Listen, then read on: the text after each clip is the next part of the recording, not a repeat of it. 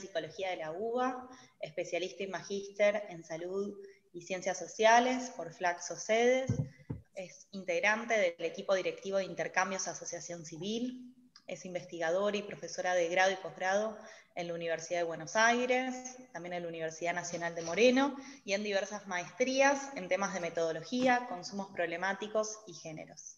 Es exdirectora nacional de Investigación y Estadísticas de la CEDRONAR, evaluadora de proyectos, integra el comité editorial de diversas revistas científicas y cuenta con publicaciones nacionales e internacionales. Bueno, primero agradecer, estoy re contenta, así por varias cuestiones.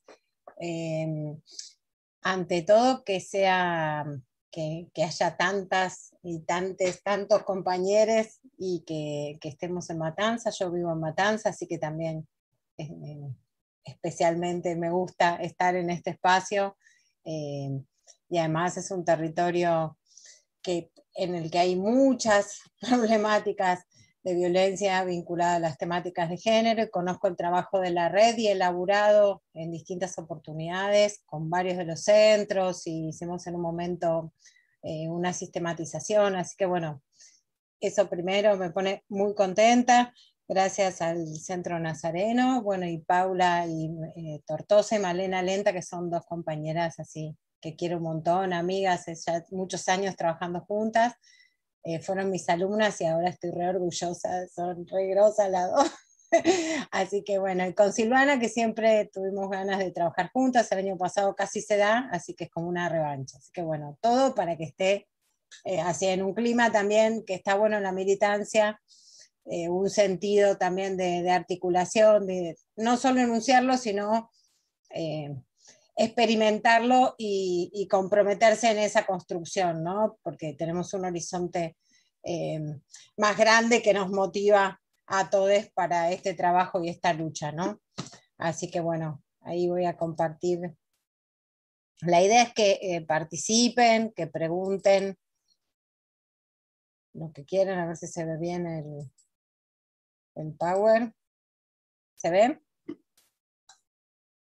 Buenísimo. Sí, se ve. Bueno, nos hemos repartido un poco los temas con Silvana, entonces vamos a hablar como de dos ejes con otros temas cruzados, pueden hacer comentarios, preguntas, vamos a hacer una exposición, después un tiempo, primero voy a hablar yo, después Silvana, y después un tiempo de preguntas y todo, pero si en el medio quieren escribir en el chat, bueno, como vienen haciendo en el encuentro anterior. Dos ejes, primero vamos a trabajar cómo pensamos, hacemos, ¿sí? Que podríamos decir, como sentimos, hacemos, o como pensamos, hacemos, y viceversa, como hacemos, pensamos. Bueno, queda medio un trabalengua, pero ahora lo vamos a trabajar. Eso lo van a trabajar conmigo, y después con Silvana, el tema del abordaje de los consumos es un asunto de especialistas, y Silvana también va a trabajar ahí algunas cuestiones de géneros, las diferencias, con estas temáticas. Así que bueno, vamos a empezar con cómo pensamos las temáticas de los consumos. Yo voy a tomar un texto como eje para ordenar alguna de las ideas, que lo pueden bajar gratis, por eso está el QR o está disponible en internet, que se llama Ideas Poderosas, producción de salud y cuidados en el uso de drogas con adolescentes, que coordinó el trabajo Paula Goldsman, que es una compañera con la que trabajamos hace muchos años, junto con Jorgelina Diorio, y el libro compila e integra ideas, que varias voy a desarrollar ahora, que surgen de la práctica, especialmente el No Te Sientas Zarpado, que es un dispositivo que está en González Catán también. Así que bueno, algunas referencias van a ver que pongo un hashtag, a veces con un número de idea, viene de ahí por si quieren retomar, usar en algún momento una técnica, usarla para desarmarla, bueno, hago esa referencia del material. Entonces, voy a trabajar con tres ideas primero del libro, que son mirar el contexto, la relación de las personas con los objetos, y distinguir para tomar decisiones. Así que bueno, ahí vamos. Bueno, acá hay unas fotos de situaciones de consumo que quería preguntarle a las compañeras, y si alguna me ayuda leyendo lo que han pedido en el chat, o otra abre el micrófono. ¿Qué ven ahí en estas imágenes?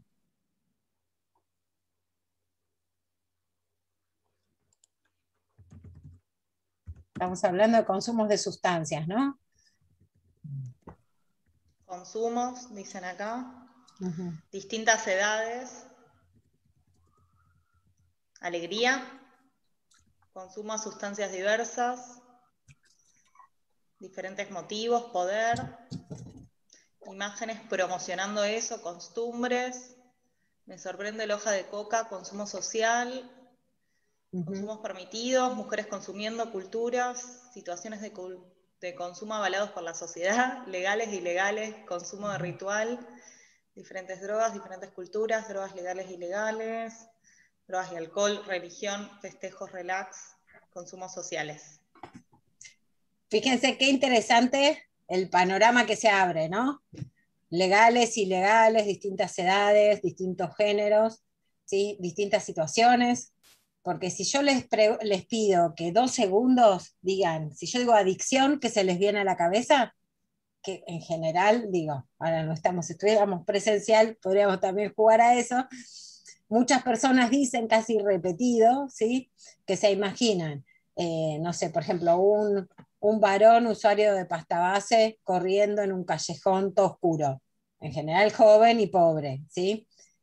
Imágenes así, que es lo primero cuando pensamos en consumo de sustancias, que suele aparecer como idea, como representación social, ¿no? Como esas ideas que compartimos socialmente, lo que se ha llamado también imaginario social, ¿no? Lo digo así en un sentido general, que son esas ideas que compartimos, son creencias fuertes y que enseguida asociamos con un tema, ¿no? Eh, por eso decíamos, ¿cómo pensamos los consumos? ¿Los pensamos vinculados a una fiesta cuando brindamos con champán, ¿no? Y nos encontramos, o fíjense esta imagen, también viene al caso la del centro de los Simpsons, que están para todos sirven los Simpsons, ¿no? Eh, ahí asociado a esa imagen de los Simpsons, ¿a qué le suena? ¿Con qué la vinculan? Ahí parece que tiene, no sé si es cerveza, ¿no? También puede ser un energizante, ¿no? Las bebidas energizantes. Poder, cerveza, machismo, Uh-huh. rol estereotipado, poder, machismo, anfetaminas, dicen, incitación, machismo.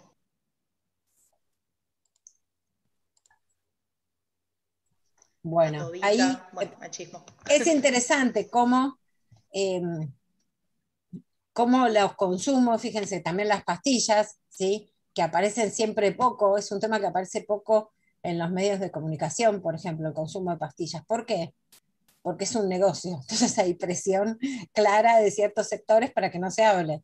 Me acuerdo de una conferencia que estaba un periodista, Eduardo Aliberti, que decía que cuando en la radio hablan de psicofármacos y del consumo abusivo de psicofármacos o los problemas con el uso de psicofármacos, llaman eh, las empresas que te bajan la pauta si vos criticás lo que ellos venden, ¿no? Hay un negocio muy importante, o sea, hablamos del negocio de narcotráfico, pero de estos intereses económicos no se habla tanto. Y es interesante también poner este tema en agenda porque el consumo después, seguramente algo dice Silvana, pero si en alguna franja de edad y género es problemático el consumo de psicofármacos, es con las mujeres adultas, ¿sí? Más en sectores medios altos, pero fíjense cómo lo social tiene mucha relevancia, porque ese consumo de psicofármacos es especialmente alto, empieza a subir desde los 35, o sea que no es que sea tan grande, de los 35 empieza a subir entre las mujeres ese consumo de pastillas, ¿no? Cualquier cosa, un clona, un Valium, ¿no? También es una forma de acallar nuestra palabra, es una forma lo trabajó Mabel Burín, que tiene unos libros muy lindos sobre eso, hace ya varias décadas fue una precursora de este tema, de cómo se acalla el malestar femenino con esta operación de medicalizar, ¿no? A través de las pastillas. Y ahí ya me echando con cuestiones de género. El uso también del tabaco, que no se problematiza, ¿sí? Que se fue, igual fueron cambiando las reglas alrededor de eso, el uso de cannabis, ¿sí? Que también se fue haciendo más, fue cambiando la tolerancia y socialmente fue cambiando la época, ¿no? Ahí Elita quería decir algo, me parece.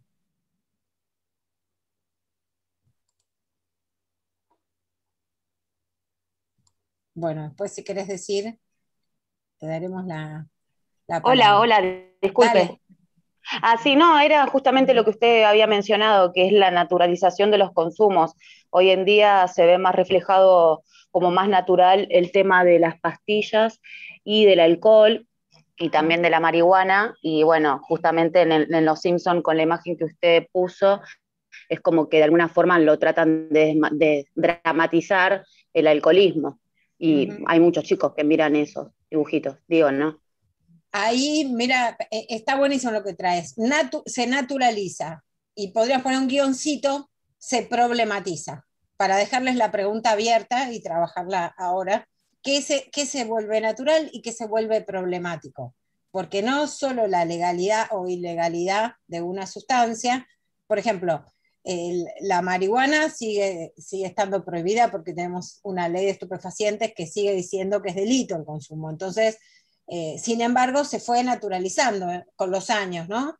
En cambio, no sé, el consumo de alcohol a nivel poblacional es la sustancia que más se asocia eh, cuando es un consumo problemático, ¿no? El consumo, no estoy diciendo que tienen que prohibir el alcohol para nada, ¿no? Hay situaciones que disfrutamos tomando alcohol y el alcohol se regula, ¿sí? Y no genera un problema de salud, pero cuando el alcohol se transforma en distintas situaciones en problemático, es la sustancia que más se asocia con problemáticas de salud y con mortalidad, ¿sí? Los problemas de alcoholismo que están súper naturalizados, ¿sí? Entonces, con algunas situaciones de consumo hay una gran alarma social, ¿sí? Y se problematiza, y con otras situaciones de consumo o se invisibiliza, como el consumo de psicofármacos en las mujeres, o se naturaliza también, como vos decís, con el consumo problemático de alcohol, ¿sí? Entonces, una frase común cuando hablamos de consumo es decir que está multideterminado, que tiene muchas dimensiones, ¿sí? Porque recién hablábamos, fíjense lo que ustedes pusieron, ¿no? La relación con las religiones, con los escenarios más de fiesta, ¿sí? O también los consumos vinculados a una situación de un padecimiento que alguien consume, ¿sí? Porque a lo mejor está triste, ¿no? Entonces le pega, ¿no? Esa también.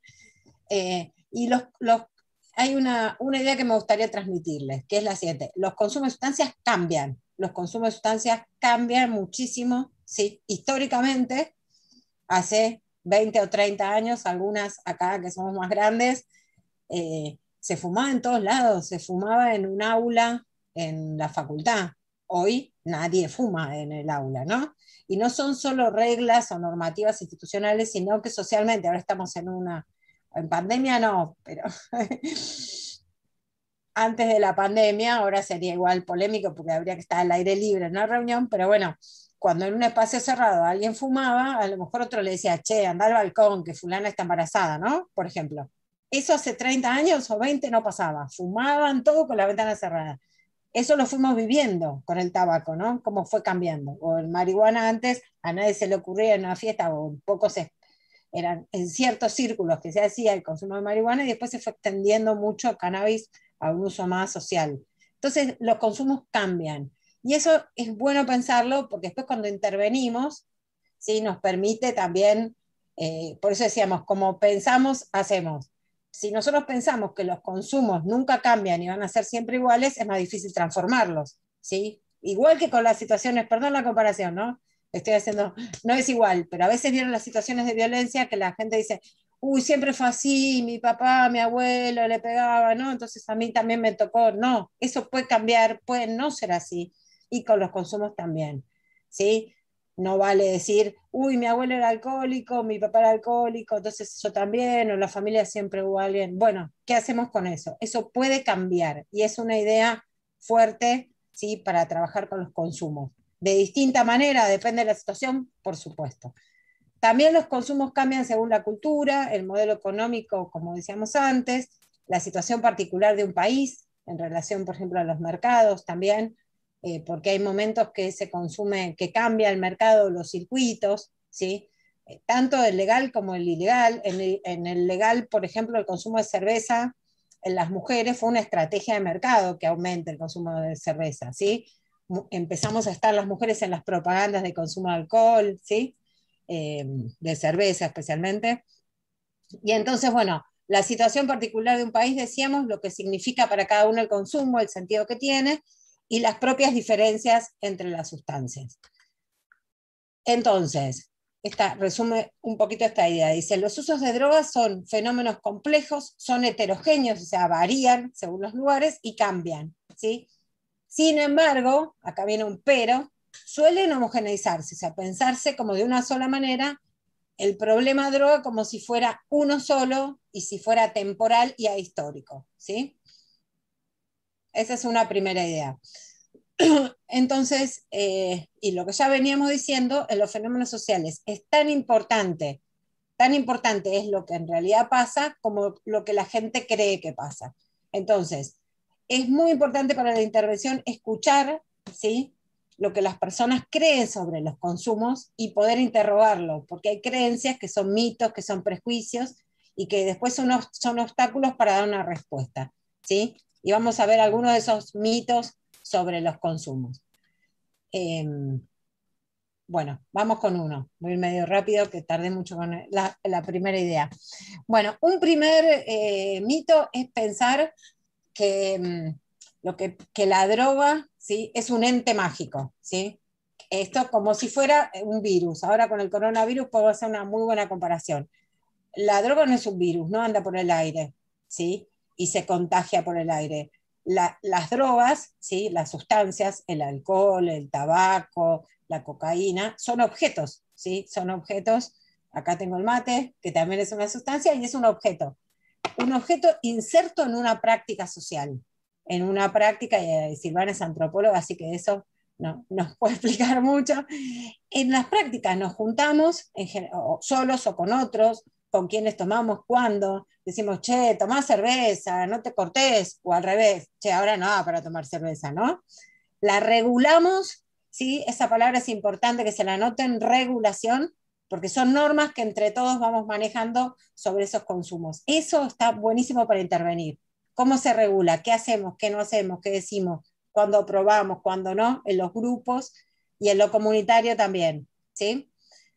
Entonces, hay un mito falso, ¿sí?, que se le asigna a esa droga poderes. Cuando se dice, por ejemplo, la droga entró en la escuela, la droga no tiene patitas para entrar en la escuela.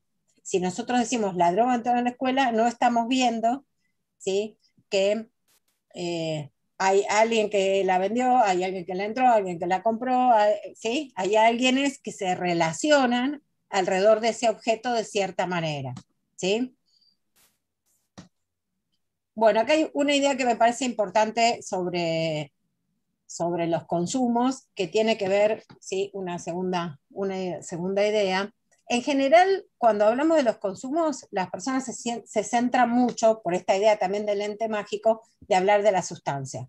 La cocaína como si viniera la cocaína y te atrapara, ¿no? Sin embargo, si solo lo pensamos así, no estamos mirando a la persona, cómo cada persona se vincula con la sustancia que consume, ¿sí? Cómo se vincula un usuario de pasta base con la sustancia, cómo se vincula una usuaria no sé, de clona, con el clonazepam, con el alcohol, las mezclas, ¿no? Entonces es importante mirar a las personas y es muy importante también ver el contexto, en qué situaciones. Otra palabra para copiarse grande y en color rojo así, enorme, situación, ¿sí? Regulación es situación. En la definición de drogas viene del griego, de este término que está acá, fármacon, por eso después se llaman farmacias. En Colombia las farmacias se llaman droguerías, ¿no? Entonces, viene de fármacon. Y esto es interesante, lo puse grande y en violeta, para pensar qué significa droga. Y significa remedio y veneno a la vez. Y la clave está en que es a la vez. Es remedio y veneno, no es solo remedio ni veneno. Pensémoslo con el alcohol 2 minutos, ¿sí? nosotros decíamos, Alita decía recién, naturalizamos el alcohol y puede ser un problema porque después no se registra cuando ese consumo pasa a ser problemático, cuando ese consumo en una situación que yo de una previa, ¿sí? Las personas se dan en la pera, ¿sí? Con ese consumo de alcohol. Pero ese consumo que cuando se la da en la pera es una situación de malestar, de dolor, de sufrimiento, de conflicto, posiblemente o no, al mismo tiempo la sustancia en esa misma cerveza, en esa misma previa, hacía 1 hora o 2 horas, era una situación de alegría, de encuentro, ¿no? Eh, entonces, no es blanco y negro, esa sustancia depende del contexto, depende del sentido que tenga, ¿sí? Depende de qué personas la consuman, de cómo se consume y cuándo y dónde se consume. Entonces puede ser remedio y veneno. Después a lo mejor en la segunda parte les cuento una anécdota de esto para entender. Es como los medicamentos. Ustedes dicen, bueno, qué sé yo, el Valium. A mí me indicó la psiquiatra, dice ahora una compañera. Bueno, te lo indicó, está perfecto que lo tomes, acompañado, controlado, con alguien que te haga un seguimiento, no de una vez, sino de las veces siguientes también, no seguir medicándose, pero si el Valium puede ser un remedio, pero si lo tomas mal, puede ser un veneno, ¿sí? El alcohol puede ser un remedio porque te alivia porque estás con tus amigas tomando una birra, bárbaro, pero si te zarpás o si lo tomás mezclado o si lo tomás en cierta situación, puede ser un veneno, ¿sí? Entonces no es, eh, digo, hablamos de la legalidad y ilegalidad, pero esa doble cara de la práctica de consumo es interesante pensarla, porque no es que siempre el consumo de alcohol es un remedio o siempre es un veneno, sino que la respuesta es de nuevo depende, ¿sí? Y depende, ahí está en la diapo, qué se consume, quién la consume. Entonces, ¿qué se consume, por ejemplo? Algo decíamos antes, de dónde viene la sustancia, la composición química, los efectos, la calidad, la pureza, quién la consume, cómo son las personas. Ahí los géneros son una gran variable para tener en cuenta, ¿sí? También la edad y el sector social, ¿sí? Y el sentido que tiene. Eso para intervenir es súper interesante, que ante una situación de consumo, cuando ustedes están trabajando, pregunten no solo de la sustancia, que todos nos enganchamos con la cuestión química, sino pensar, bueno, ¿qué sentido tiene para esta persona? ¿Sí? ¿Cómo se regula? ¿No? ¿Qué tiene que ver ese consumo con la edad?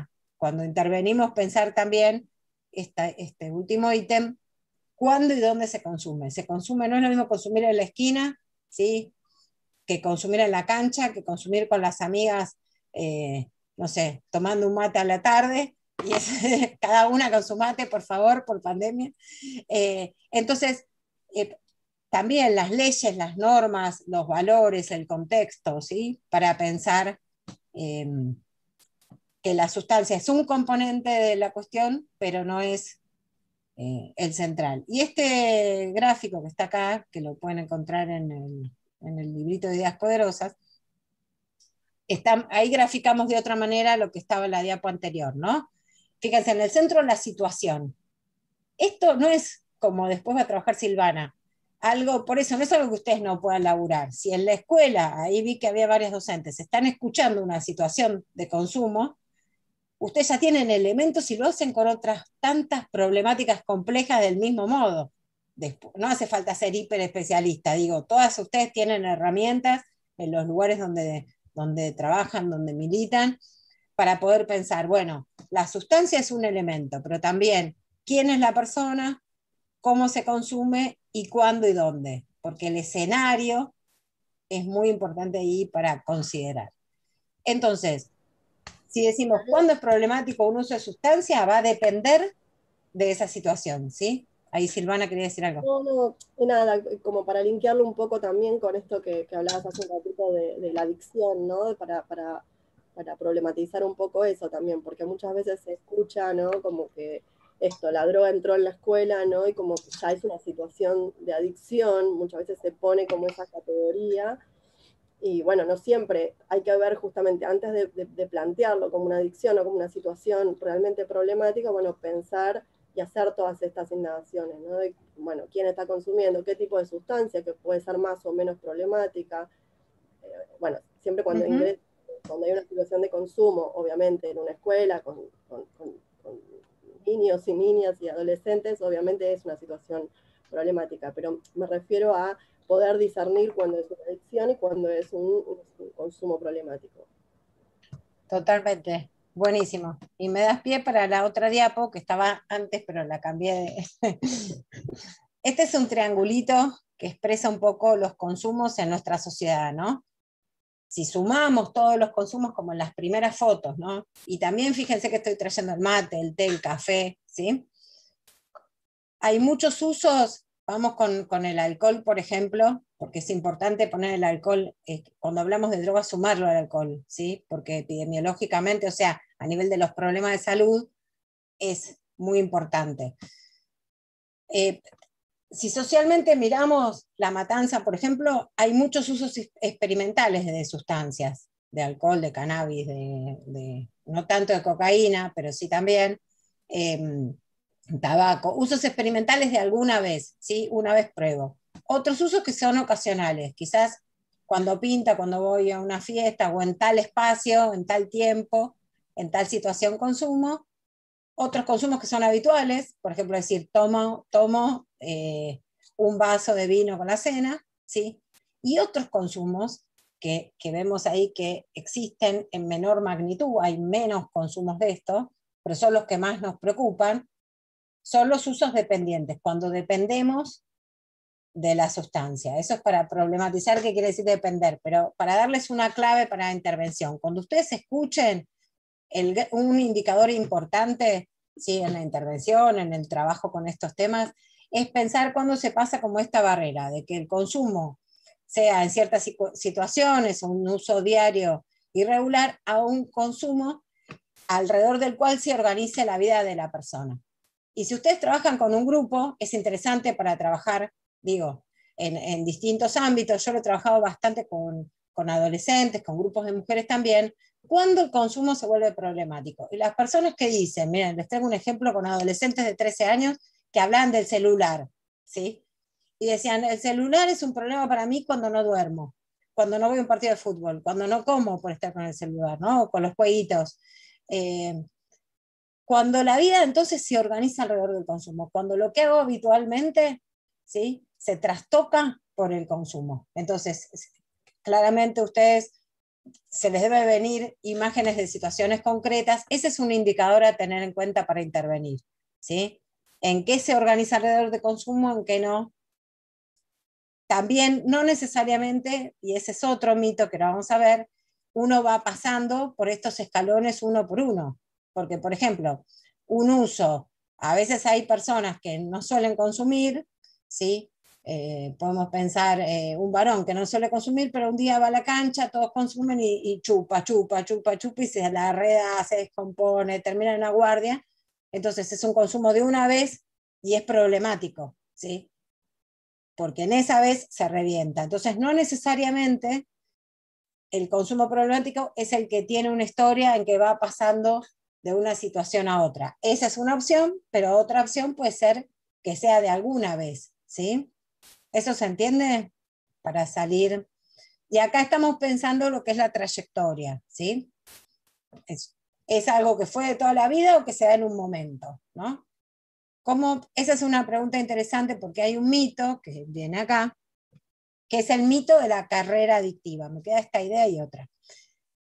El mito de la carrera adictiva, que lo queremos discutir, es pensar que una persona entra, ¿vieron cómo se dice el camino de ida? Que entra, yo lo voy a exagerar, ¿sí? En lo que voy a decir ahora, que entra como en una línea en la que si tiene un consumo de sustancia necesariamente, de manera determinada y casi fatal, va a ir pasando de uno a otro, siempre peor y siempre lineal, en un camino ascendente. Eso puede pasar, ¿sí? Tal vez, pero sería difícil que sea tan lineal en la historia de alguien, ¿no?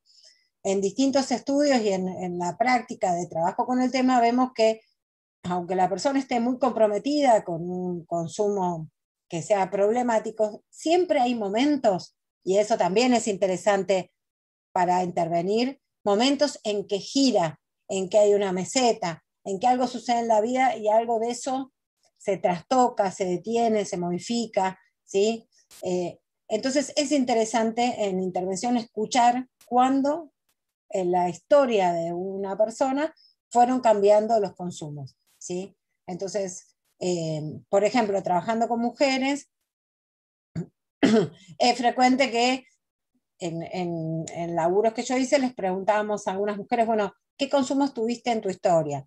Y era llamativo, fíjense, chicas, todo lo que nos falta transitar de romper con el patriarcado, porque en esas historias muchas mujeres decían, digo, estoy hablando de mi experiencia de trabajo, que habían cambiado de práctica de consumo cuando cambiaron de pareja. Entonces, empecé a salir con un tipo, entonces consumía cocaína, entonces yo consumí cocaína. Me peleé y dejé de consumir. Pasaron unos años que no consumí, después salía con uno, con los amigos consumían cannabis, entonces ahí consumí cannabis. Después dejé cuando me peleé con él, ¿no? Una subordinación ahí que es interesante ver cómo las prácticas de consumo se asimilan o no a la de la pareja.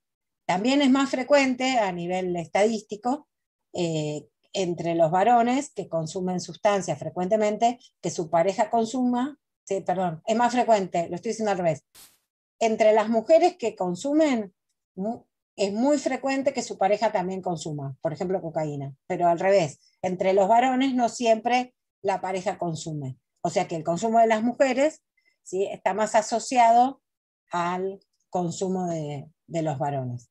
¿Se entendió eso o quedé media confusa? Bueno, pensar en términos de procesos, entonces entender que el uso problemático de drogas puede ser una situación de particular conflicto en un momento de la vida de los sujetos. Es esta idea de transformación de algo que se puede modificar. Uy, ya se me terminó el tiempo. 4 minutos te pido, Paula. Sí, tenés unos minutos más. Pía, tranquila, tenés unos, sí, 10 minutos más te damos. Está como la...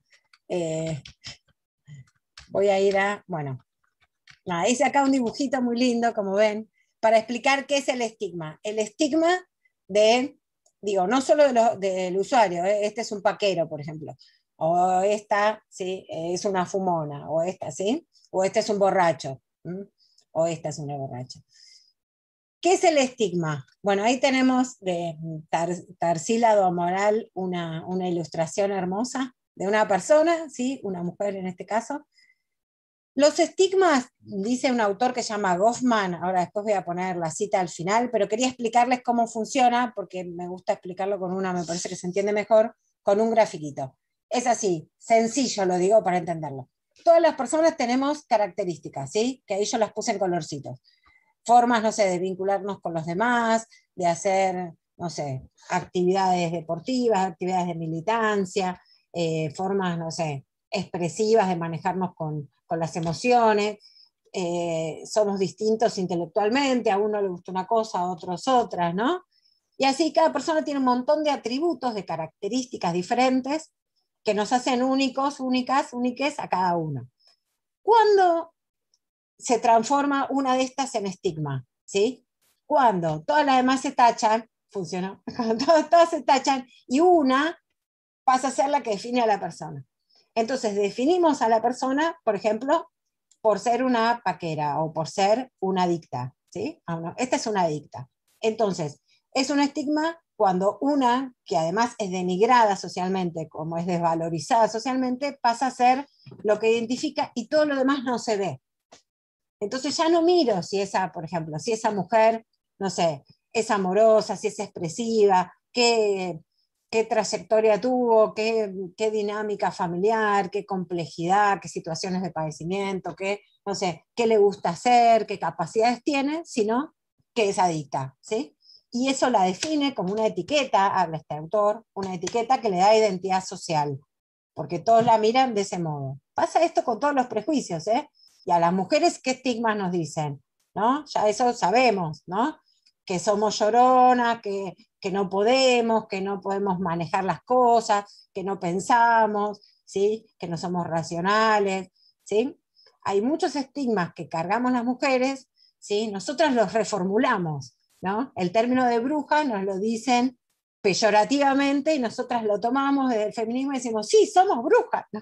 y lo resignificamos. Eso es un estigma, ¿sí? Nos dicen víboras, todas las cosas que nos dicen, hacemos un libro, ¿no? Y las conocemos todas esas cuestiones. Entonces, esto es interesante para ver cómo opera el estigma, cómo funciona, porque ahí, ¿cómo intervenimos? Desarmando esta lógica del estigma, diciendo, bueno, esta persona tiene otras características, ¿sí? Y ese atributo no es su única identidad, ¿no? Bueno, ahí está la definición del autor, después les pasamos el Power por si quieren leerlo, pero me parecía interesante pensar cómo funciona.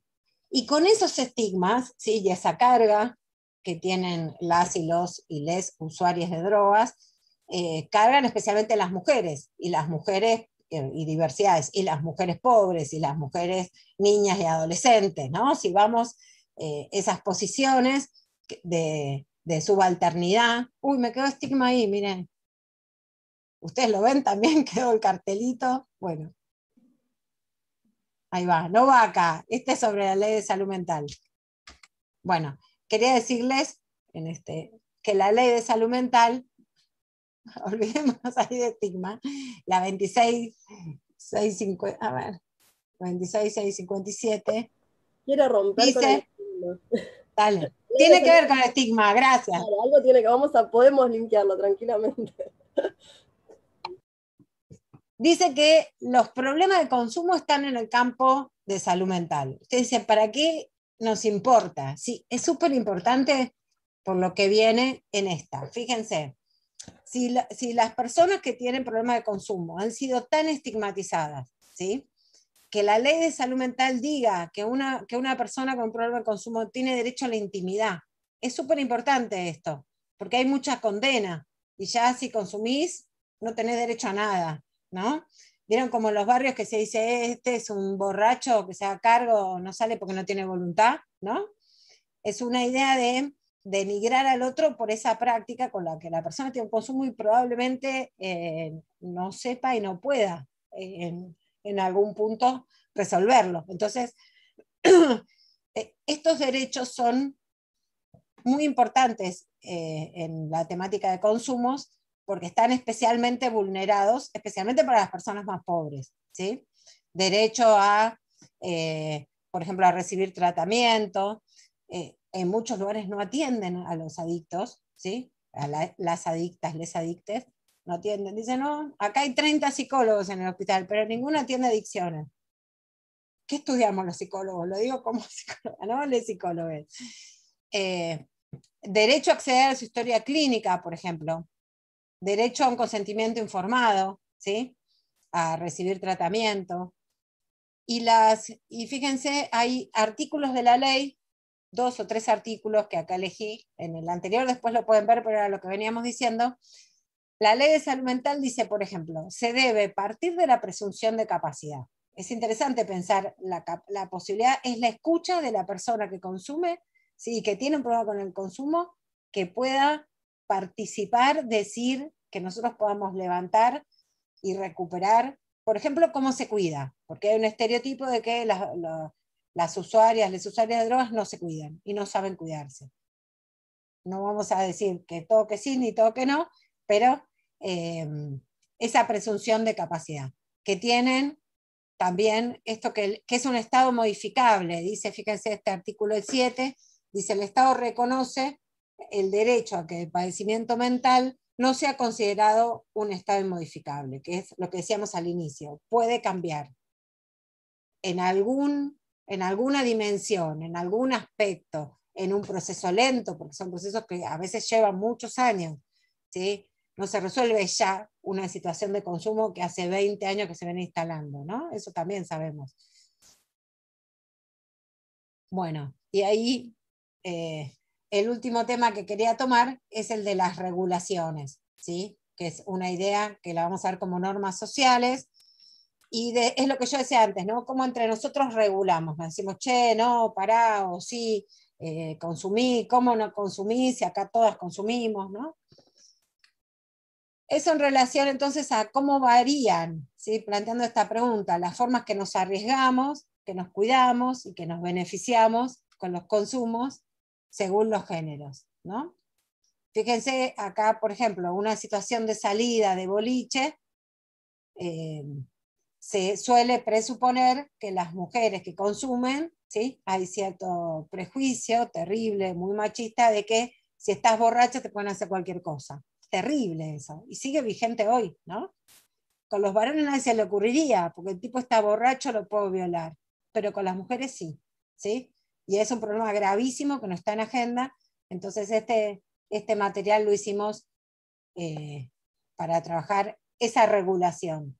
Que estés borracha o que hayas consumido alguna sustancia no quiere decir que puedan abusar de vos, nunca pueden abusar de vos, ¿no? Pero pareciera que hay un consentimiento o cierta por la condena al consumo, ¿sí?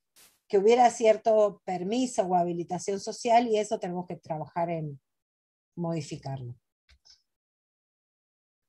Bueno, sobre las regulaciones, voy a traer esto último y cierro acá en un minuto. En el dispositivo No te sientas zarpado, que les decía, de González Catán, que trabajamos desde Intercambios, está descrito ahí en Ideas Poderosas si lo quieren chusmear, así como algunas actividades para trabajarlo. Tuvimos una situación con la Escuela La Salle, que trabajamos juntos, en La Salle de Catán, ahí al lado del patio santiagueño, una situación de venta de un porro, creo, en un recreo. Y ahí, ¿qué suele hacer una escuela? ¿Sí? O algunas escuelas, si quieren, no cualquiera, sino algunas escuelas, cuando los pibes tienen problemas de consumo, se los va corriendo, ¿no? O bueno, de drogas en la escuela no se habla. Es como antes pasaba con el sexo no se habla, ¿no? En vez de hacer eso, lo tomamos, ¿sí? Por el derecho que tienen, además, porque son pibes, pibas, pibis, tienen derecho a estar en la escuela.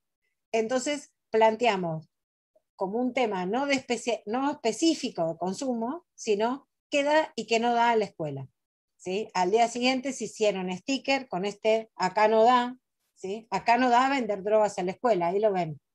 Hicimos stencileadas, la trabajamos con los chicos, ven los stickers por todos lados, y derivó en trabajar qué da y qué no da en la escuela en un montón de temas, ¿sí? No da pelearme con una amiga por un pibe, no da tal otra cosa, bueno, nada. Y las chicas y los chicos trabajaron, también trabajamos con adultos. Y acá, ¿qué estamos trabajando? Una regulación, qué da y qué no da, ¿sí? Cómo nos vinculamos entre nosotros en nuestra convivencia, ¿no? Bueno, hasta ahí estamos. Muchas gracias y después...